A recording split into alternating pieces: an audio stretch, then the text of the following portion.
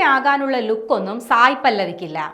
Social മീഡിയയിൽ ഇപ്പോൾ നിറയുന്ന ബോളിവുഡ് സിനിമാ രംഗത്തെ വലിയ വിമർശനമാണിത്.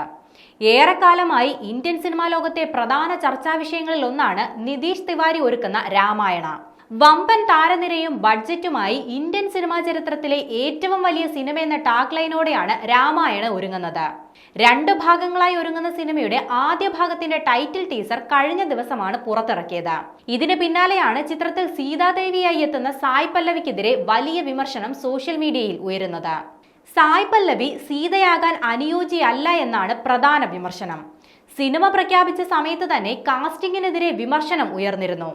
എന്നാൽ സീതാദേവിയുടെ അനുഗ്രഹത്താൽ ഇതിഹാസം പുനഃസൃഷ്ടിക്കാൻ ദൈവം തിരഞ്ഞെടുത്തവർക്കൊപ്പം അവരുടെ യാത്രയുടെ ഭാഗമാകാൻ എനിക്കും കഴിഞ്ഞു എന്നാണ് ട്രെയിലർ റിലീസിന് ശേഷം സായ് പല്ലവി സോഷ്യൽ മീഡിയയിൽ കുറിച്ചത്.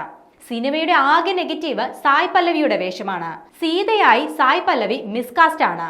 സീതയാകാനുള്ള പ്രത്യേക ലുക്ക് സായ് പല്ലവിക്ക് ഇല്ല എന്നിങ്ങനെ പോകുന്നു സോഷ്യൽ മീഡിയയിലെ കമന്റുകൾ. സായ് പല്ലവിക്ക് പകരം ഒരു പുതുമുഖത്തിന് റോൾ നൽകാമായിരുന്നു എന്ന് അഭിപ്രായപ്പെടുന്നവരുമുണ്ട്. എന്നാൽ സായ് പല്ലവിയിൽ നിന്നും ഇതുവരെ ഒരു മോശപ്രകടനം ഉണ്ടായിട്ടില്ലെന്നും വിമർശിക്കുന്നവർ ശ്യാം സിംഗ് റോയ് സിനിമയിലെ നടിയുടെ പ്രകടനം ഒന്ന് കണ്ടു നോക്കൂ എന്നും മറുപക്ഷവും മറുപടി നൽകുന്നുണ്ട്. എന്തൊക്കെയായാലും രാമായണ ഇപ്പോൾ ബോളിവുഡിന്റെ പ്രധാന ചർച്ചാ വിഷയമാണ്. രൺബീർ കപൂർ, സായ് പല്ലവി, യശ് എന്നിവരാണ് സിനിമയിൽ പ്രധാന വേഷങ്ങളിൽ എത്തുന്നത്.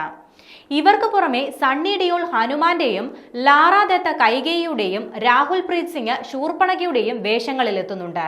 ബോബി ഡിയോൾ കുംഭകർണനായി എത്തുമെന്ന സൂചനകളും പുറത്തു വരുന്നുണ്ട്. നമിത് മൽഹോത്രയും യശും ചേർന്നാണ് ചിത്രം നിർമ്മിക്കുന്നത്. 835 കോടിയാണ് സിനിമയുടെ ബജറ്റ് എന്നാണ് റിപ്പോർട്ട്. 2 ഭാഗങ്ങളിലായി ഒരുങ്ങുന്ന രാമായണയുടെ ആദ്യ ഭാഗം 2026 ദീപാവലിക്കും 2ാം ഭാഗം 2027 ദീപാവലിക്കുമാണ് റിലീസ് ചെയ്യുന്നത്.